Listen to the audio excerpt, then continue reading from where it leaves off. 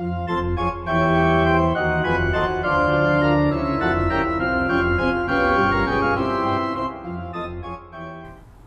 tulemast Eesti Põllumajandusmuuseumisse Ülenurmel.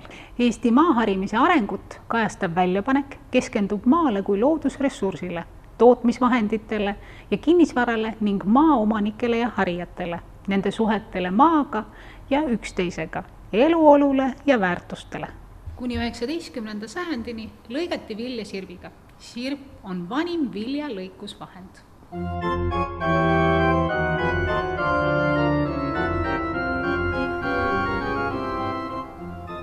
Sirpi hoitakse paremas käes, vasaku käega võetakse vili ette ja lõigatakse läbi. Sirbi vahetas välja rauts ja reha.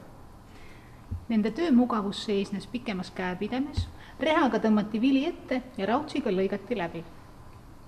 Sirbi ja rautsi kõrval oli viljalõikuse juures tubliks abiliseks ka vikat. Vikat võimaldas teha tööd püsti seistes, ehkki pikatiga niitmise miinuseks oli see, et kõrred ei jäänud nii ühtlaselt kui käsitsi lõikuse puhul. Viljaniidukite laialdasem kasutuselevõtt 1920. aastatel lihtsustas ja kiirendas viljalõikustööd tunduvalt.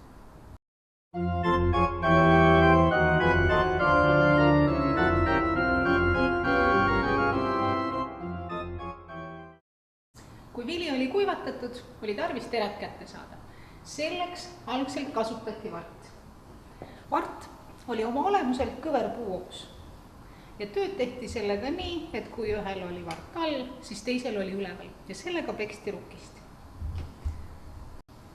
Tööjõudluse tõstmiseks vahetas varda peagi välja kood. Koodi töö põhimõte on selles, et koodi pea kukutati vastu vilja ja selle põrutuse tagajärjel terad tulid välja.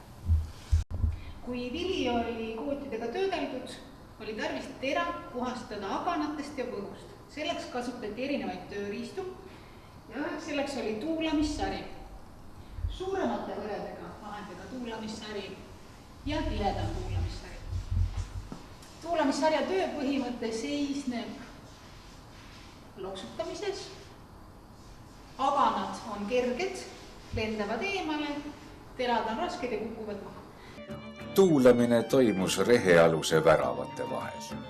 Tavaliselt olid talud ehitatud lõuna-põhja suunas. Väravad avanesid siis üks läände, teine itta. Kuna Eestis on valdavalt läänetuuled, tekkis avatud reheväravate vahele paras tõmbetuul. Samal töö põhimõttel kasutati teinekord ka külvi teraviljakühvlit, kus siis heideti puhtale põrandale, puhastada vaja vili, terad kukkusid kaugemale, prahk lähemale. Töömahu suurenedes peagi tuulamissarjad, mis vajasid tuuletõmmet, vahetas välja tuulamismasin, mille töö põhimõte on sama, aga jõudlus suurem kordades. 19. sajandi alguses hakkasid levima rehepeksumasinad, mis jõudsid 19. sajandi lõpuks ka meile. Rehepeksumasina töö põhimõte erineb natukene kootidega rehepeksmisest. Trummel hõõrub terad vilja peast välja. Terad kukuvad alla, aganad ja põhk liiguvad mööda platvorme minema. Rikkaliku saagi kasvatasid Võrumaa kolhoosi Võit liikmed oma ühispõllul. 18 tsentnerit rukist hektarit, see ületab tunduvalt üksiktalundite möödunud aastate saagi samadelt põldudelt.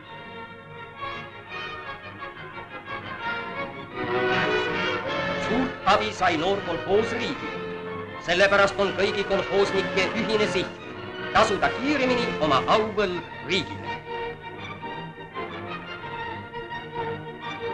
Kohe pärast tuultsivilja peksmist ja kuivatamist sõidetakse ühises punavooris vilja vastuvõtupunkti, et tasuda terve aasta toiduteravilja müüginorm ja täita enne tähtaegselt seltsile Stalinile antud sõna.